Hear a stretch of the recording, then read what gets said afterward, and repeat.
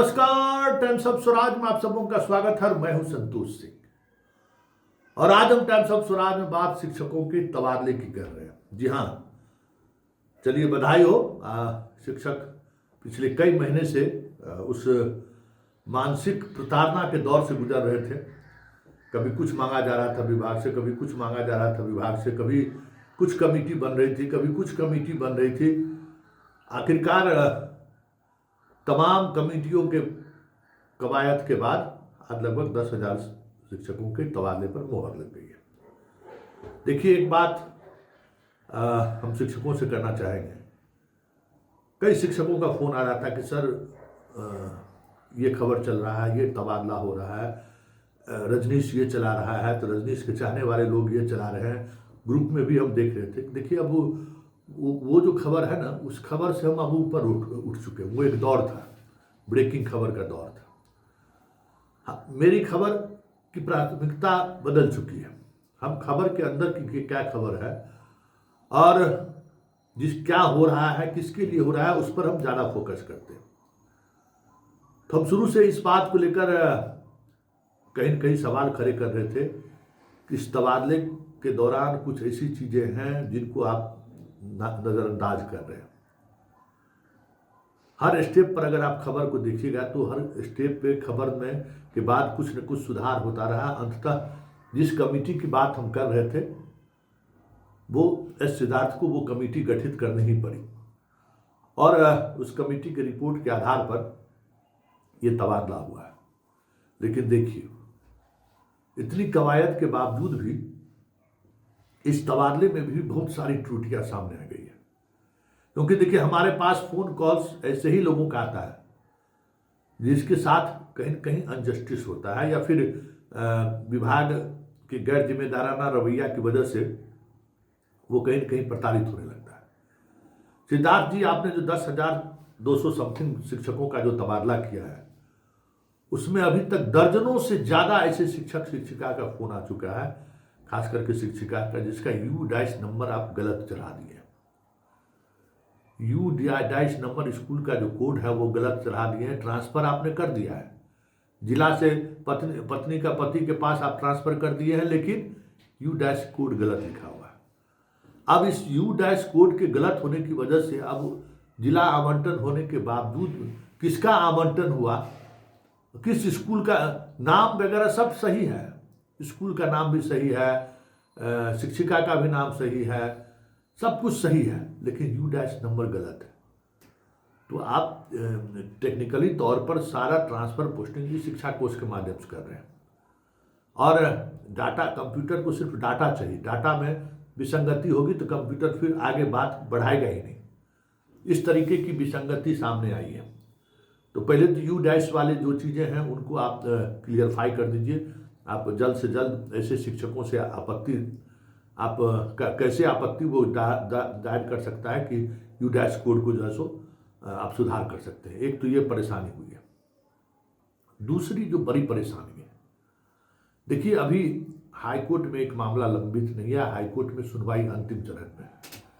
क्या बिहार से बाहर के बच्चों को, लड़के लड़कियों को दिव्यांगता का लाभ मिलेगा क्या रिजर्वेशन में? ये एक बड़ा मुद्दा है। ये मुद्दा अभी तक सामान्य प्रशासन विभाग ने इसको लेकर एक स्टैंडिंग ऑर्डर जारी किया है और अन्य विभाग में इसका लाभ नहीं मिला है। इसके कई सबूत RTI के माध्यम से आ चुके हैं। आपने जो दिव्यांगों का ट्रांसफर किया है अंतर जिला, उसमें 2,000 से अधिक ऐसे शिक्षक हैं जो यूपी के रहने वाले हैं, जिनके नियुक्ति पर अभी भी सवाल है। उनके नियुक्ति को लेकर अभी भी हाई कोर्ट में लड़ाई लड़ी जा रही है। आप उसका तबादला कर दिए। ये हमें लगता है कि कहीं न कहीं ठीक है, कोर्ट स्टे नहीं लगाया है, लेकिन आप जिम्मेवार व्यक्ति हैं, आप CMO में हैं और सामान्य प्रशासन विभाग के कई गाइडलाइंस को आपने जरूर देखा होगा। सामान्य प्रशासन विभाग से आप इस पर मार्गदर्शन भी ले सकते थे कि ऐसे शिक्षकों के तबादले पर हम क्या विचार कर सकते हैं या नहीं कर सकते।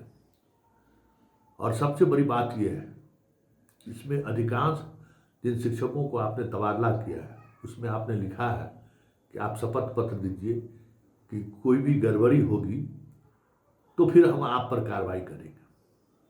कभी आज तक ऐसा हुआ है क्या? ये आपके विभाग में कभी ऐसा हुआ है क्या? ये तो मतलब खुल्ला छूट हो गया कि फिर वो लाल फीताशाही के चक्कर में पड़ जाएगा शिक्षक। कोई कंप्लेन करिए, कंप्लेन के आधार पर मतलब दुधारू गाँव वाली स्थिति हो गई। जो शिक्षक गड़बड़ी किए होंगे, जिसने भी करवाया होगा, ऐसा थोड़ी है कि कैंसर वाले में भी कई मामले सामने आ चुके हैं। कैंसर वाले मामले में भी कई मामले आपके संज्ञान में है कि भाई कुछ न कुछ गड़बड़ी हुई है। असाध्य रोग के मामले में भी साक्ष्य छुपाया गया है। कई तरह की चीजें ये सामने, ये आप पब्लिक डोमेन में थोड़ी ये चिट्ठी जारी कर रहे हैं कि अगल बगल वाला पड़ोसी उसका आपको कंप्लेन करेगा। पता कैसे चलेगा कि ये गलत लोग गलत लाभ उठा लिए हैं? अब मान लीजिए हम अपने माँ बाप को दिए कि हमारे माँ बाप को कैंसर है, ठीक है, आप हमारा ट्रांसफर समस्तीपुर जिला कर दिए। ये हमारा पड़ोसी जान रहा है? नहीं जान रहा है।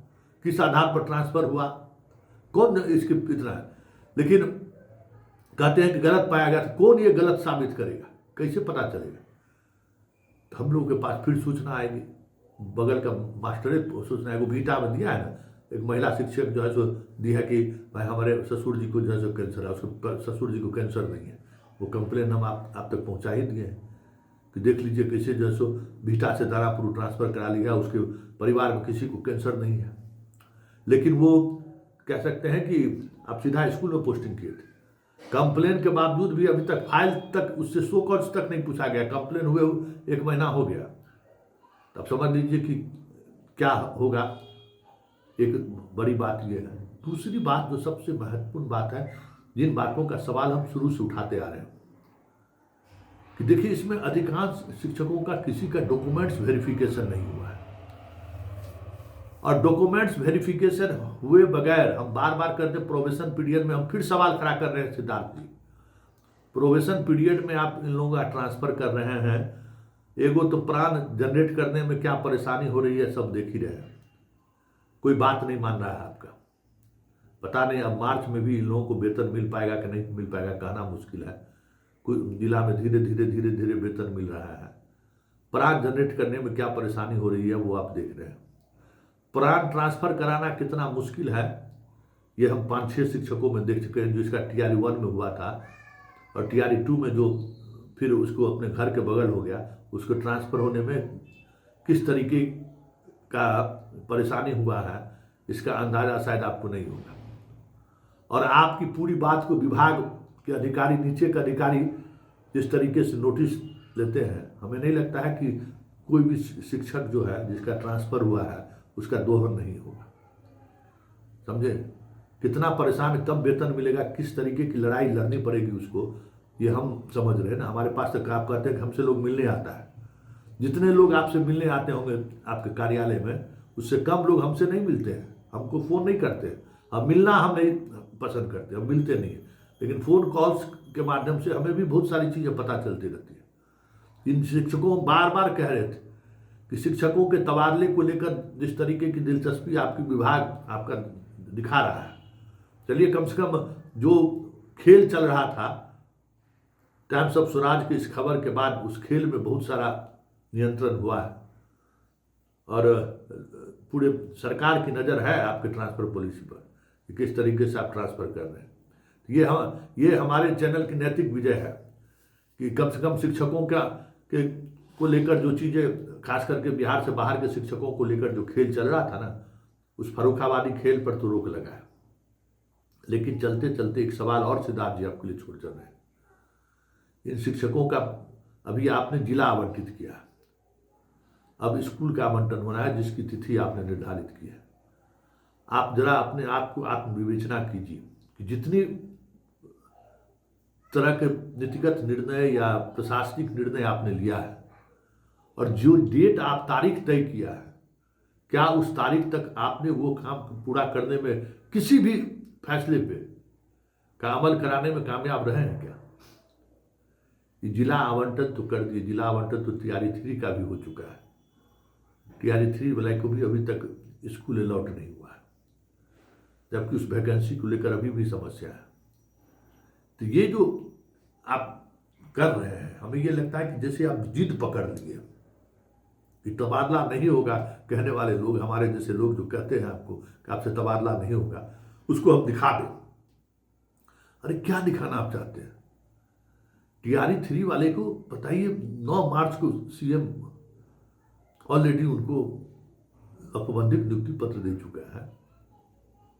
अभी तक आप उसकी ट्रेनिंग, उसकी ज्वाइनिंग की प्रक्रिया जो होनी चाहिए वो पूरी नहीं हुई है। कहाँ वो ज्वाइन करेगा, कहाँ ट्रेनिंग में जाएगा, ट्रेनिंग कब से होगा, कोई कहा गया अप्रैल में होगा, कोई सूचना नहीं है। तब तक एक नई चीज़ आप निकाल दिए, जिला अलॉट कर दिए। अब जिस शिक्षकों का जिला अलॉट हो गया, उसको अगर 2-4 महीना अगर स्कूल अलॉटमेंट में लग गया तो मानसिक तौर पर वैसे परेशान है, वो पढ़ाने की स्थिति में रहेगा? ये बताइए। हर निर्णय आप अपने हर निर्णय पर विचार कीजिए कि किस तरीके से शिक्षा विभाग में जो है अराजकता की स्थिति उत्पन्न हो चुका है। कोई निर्णय लीजिए तो ठोस निर्णय लीजिए और वो निर्णय अमल लेने की स्थिति में। ये मीडिया ट्रेलर बिहार दिवस में है, वहां से निकल गए, क्या नहीं आज सिद्धार्थ जी आ रहे हैं अभी ऑफिस है, ब्रेकिंग न्यूज चलना शुरू हो गया। सिद्धार्थ जी बिहार दिवस के बीच से निकले, पहुंचे ऑफिस, तबादले की सूची अब कुछ भी क्षणों में होगी जाए, हो गया जारी। अरे भाई, ये मीडिया के लिए खबर हो सकता है कि मीडिया इसको हाइप बना रही है, लेकिन एक पदाधिकारी, एक जिम्मेवार पदाधिकारी के लिए ये जरूरी है कि आप जो फैसला ले रहे हैं उस पर अमल होने की संभावना कितनी है, वो कितना अमल हो सकता है उस पर। तो कई तरह की गड़बड़ियां हुई है, U- से लेके उसको देखिए। और उसके बाद विकलांगता वाली स्थिति में हमें लगता है कि सामान्य प्रशासन विभाग से एक बार आपको सहमति लेनी चाहिए कि ऐसे लोगों के साथ तबादला में क्या किया जाए, क्योंकि एक नहीं। और साथ ही प्राण नंबर को लेकर हम बार बार सवाल खड़ा करते हैं, और प्रोबेशन पीरियड दोनों आप गए और इस शिक्षकों को अगर परेशानी रह गई तब तो फिर ये लोग बेचारा महीनों झेलेगा। क्या क्या दोहन होगा, किस स्तर पर दोहन होगा। हाँ, ये अलग बात है कि शिक्षक खुश होगा ही, हमको वेतन मिले चाहे नहीं मिले, हमारा घरवा के आसपास पोस्टिंग कर दीजिए, वेतन नहीं मिलेगा तो कोई बात नहीं। ये मानसिकता वाले शिक्षक ज़्यादा है, तो वो खुश होंगे कि चलिए वेतन नहीं मिले, लेकिन हमारे लिए तो खबर है ना, और हमारे लिए यही खबर की प्राथमिकता भी है कि आप तबादले करके क्या संदेश देना चाहते हैं।